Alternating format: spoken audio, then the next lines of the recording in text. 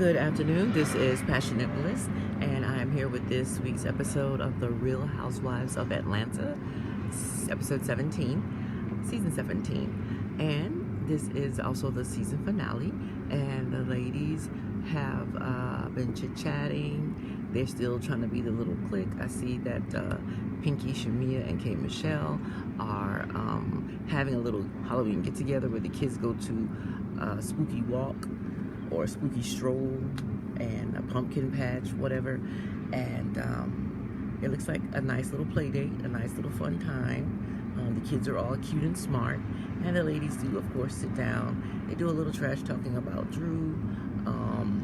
I see they kind of ease up on the trash talking about Portia, and they, you know, are still being, you know, a little cliquish. But overall, it looks like a pleasant event. Then the other main event, K. Michelle has a country music release party, and she has a few of the industry people there. She has the ladies there from Real Housewives of Atlanta. She does sing a few songs for them. I'm noticing a decline in K. Michelle's voice. Her voice used to be much stronger and more solid, but I mean, the lady is getting older and she has had lots of health issues, but she's still the best singer on the show. And it could be that I wasn't really impressed by the country songs that she sang. The one she released was Jesus and Whiskey, and I did see the video for that online as well. I didn't like the way her voice sounded. The song might have been better if her voice had been better, but it wasn't. And so she sang another song, I think it was about Jack Daniels or something like that, but that song was better. And then she sang her other song too, and she had the other ladies all sing a little bit of her song, and everybody, you know, did their best. And a little struggling, but you know, you could hear the ones who could carry a tune. Portia sounded good, Shamia sounded good, even the little actress sounded good. And so Angela sang a little bit, and even Phaedra sang a little bit, but it was really cute. And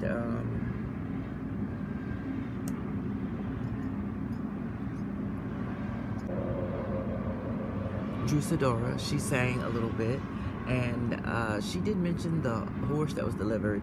She didn't expect the horse. She wasn't even that close to the man. I don't know, maybe the man was just trying to do extra to be seen. But anyway, the man pooped on Shamia's lawn when they were at their house for the party the week before, and she had to clean it up, and the HOA also fined her for the poop, and the poop from the horse ended up being over $2,000. Drew Sidora seemed like she didn't even believe that it was a real invoice, and so she did not offer to pay for it. And Shamia claims that had she offered to pay for it, she would have paid for it, which I doubt, because Shamia seems like she's turning out to be very petty when she really does have bigger fish to fry.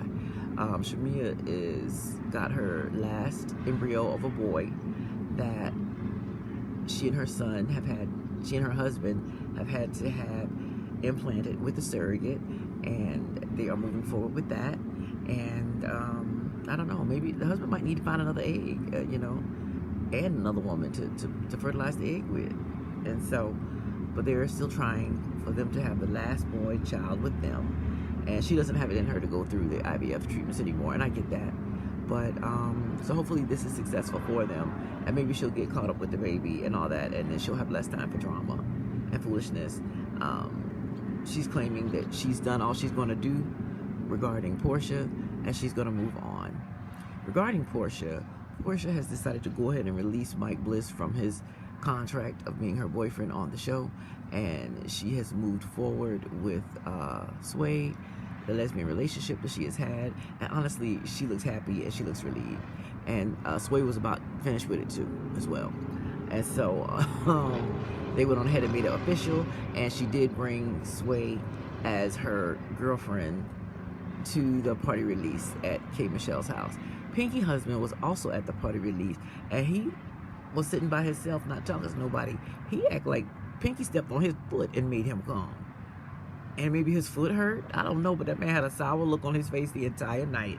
And I was like, what's going on? Did you make him come? But Pinky said you about to make her look like a husbandless housewife, which most of these women are husbandless housewives. And so she made him come, and he wasn't happy to be there. And he might be salty too, because she went on ahead and filed bankruptcy. And you know, he repeatedly told her he did not want to do it. He would rather pay for it. But Pinky is very stubborn and very hard-headed, that she wants to be on her own with it. She don't want him to help her. So I don't know, maybe he was trying to get ownership in the business and she didn't want him to have ownership, instead of making a payment plan to pay him back. But to me, that's really weird. And the thing about it is, I don't know if I said it in my last video, but you seem like you're not thinking about his position as a husband, how that makes him look amongst his peers, that you got the money and you wouldn't bail your wife out. And, you know, how that makes him look as a head of household, that you let your wife go bankrupt and you sitting there in the house a millionaire with money to spare. So, you know, she still wants to be independent, but you then still want to be married. So I don't really get things like that about women who want to be married but don't want to change. They want to be married but still want to move like they're single. So I guess a lot of women are struggling with that. But, you know, so maybe, we don't know why he was upset. He might have been over there looking salty because she went on ahead, despite what he said and how he felt, and filed a bankruptcy, when he clearly said more than once he wanted to go ahead and just give her the money. And so she did not do that. But then she went on ahead to celebrate that she bought her business back, and she opened 2 more franchises and all kind of things. And so who really knows what's going on? But I wish they would stop talking about it. Hopefully this is the last season we have to hear about Pinky's bankruptcy and her business. Let's see who else. Kelly again, she went to court with her husband. Looks like they made an offer for a settlement that he was supposed to respond to, but he then goes ahead and launches another lawsuit, this time against the county. The judge has to answer those charges before they move forward with the case. So they believe it was a delaying tactic. And so Kelly's still hemmed up again. He also has not been paying his back child support, so I guess that's why she couldn't afford her rent, and is now living off of Shamia, and is forced to be Shamia's support person in all her shenanigans because it's her landlord. Let's see, Angela Oakley's come to some kind of resolution with her daughter for eloping and getting married without her. The daughter seems like, the way she's acting, like it wasn't her idea to elope and leave her mother and her family out of it. It seemed like it was the girlfriend's idea. And so they finally had a word with Angela, and she admitted that she, you know, regrets, you know, eloping like that and leaving them out. And the daughter-in-law did speak to them. I don't know if she apologized, but she did acknowledge Angela's hurt and her upset and her feelings. And Charles was there, of course, for moral support. And Charles is doing his best to support his wife as well. And he looks less begrudging than Pinky's husband does doing it. Okay, K. Michelle's party was a success until at the end, when Drew Sidora brings out her receipts again that K. Michelle did no black. And all it was her responding to a message where he said, "Oh, I enjoyed your, you know, event," or whatever. And she said, "Thank you, honey," or whatever. Typical stuff. It was a one-sentence response. And this is what she was going off of. And if that's all you had, why didn't you present that in the first place and stop all this arguing? And for some reason, some of these people, and so she was insisting that K. Michelle knew him because of that. She knew him. And she said, "Yeah, I respond to all them people like that. Just say they enjoyed my event or they enjoyed the show or whatever. I respond to, she might have even been the one that responded. Some of them have staff that answers those things with a cordial one-line response, so they don't look disconnected or detached." And so, but and I don't understand, because this happened with Nene and Phaedra. When they say they don't know you, that means they don't know who you are. They don't have no relationship with you. They don't have no interaction with you. That don't mean that they know you exist and that you on the planet. You know, he said, "But you responded to him like you were friendly and you knew him." She's from the South. The Southern people will do that because they may know you and they just can't recall you right then, and something about you looks familiar. They may have met you once before or twice. That does not mean that they know you because they've met you. Even if they had a whole conversation with you, that does not mean that somebody knows you.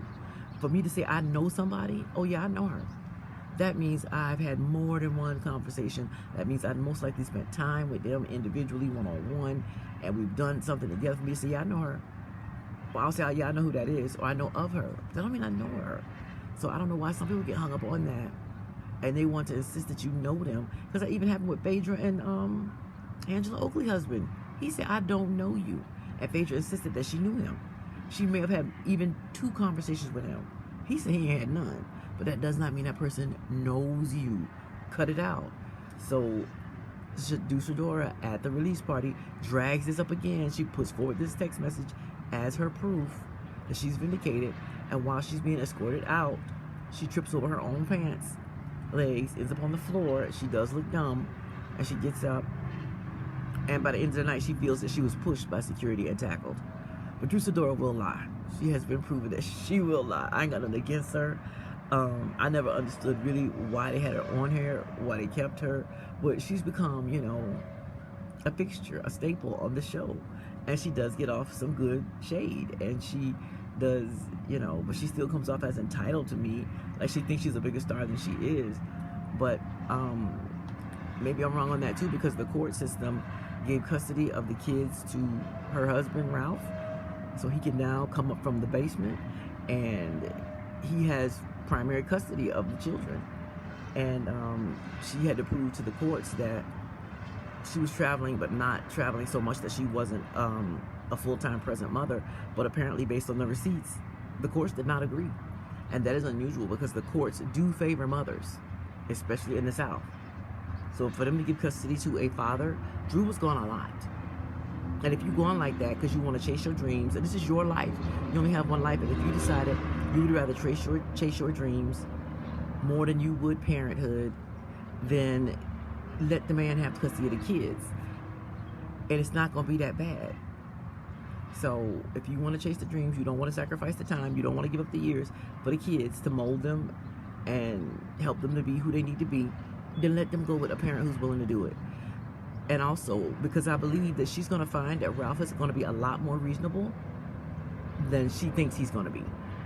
Because at the end of the day, these men do not want to raise these kids. They want to be chasing women. They want to be running around footloose and fancy free. And Ralph is going to find that not too many people are chomping at the bit to be a stepmother to his 2 kids. Or is it 3? 2 or 3 kids. And those kids are small. They need lots of parenting.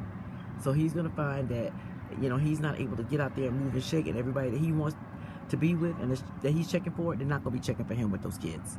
Because I know that, you know, once my kids got to be of a certain age, and even adults, I was telling those guys, no, if you got kids that need to be raised, yeah, I'm not it.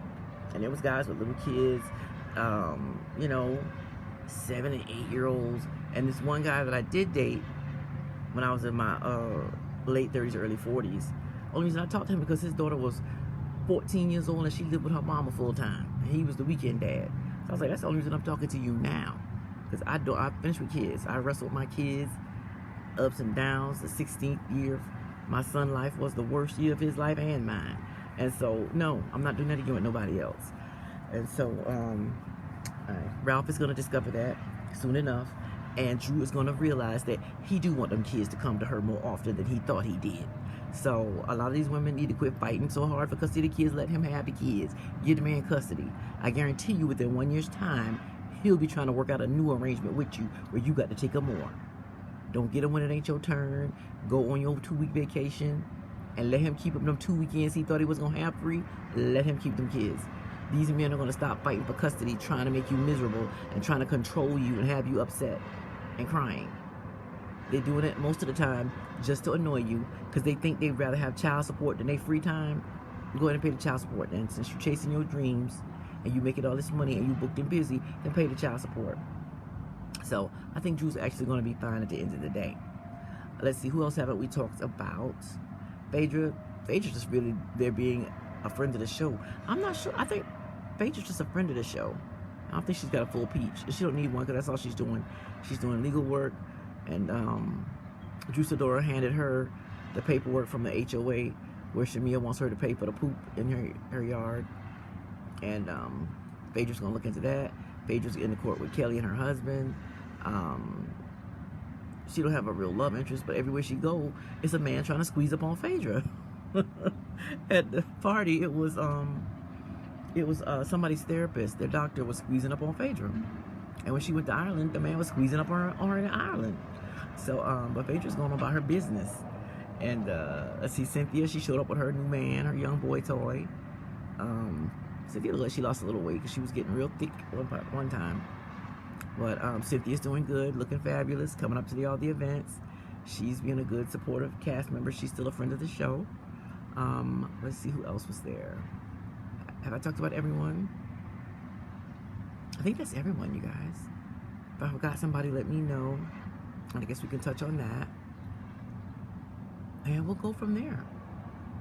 So, the reunion is coming up soon. And it looks like it's going to be promising. Angela got off some good reads. It looks like Kate Michelle is going to get off some good reads. And it promises to be very entertaining. And Shamia is saying that she's given up things with Portia. And it came to the conclusion that we're okay in this moment, but Portia is still on the war zone. She's still on the warpath. Maybe she'll calm down with her new love interest and everything. And they could just, you know, I'm okay with them being in the same room and ignoring each other. I'm okay with that. As long as, you know, they can get back to the positivity and the fun. Because even when you see Portia in her scenes, she's still positive and having fun and having a good time. Kissing Cynthia, kissing Drew, going to have shots.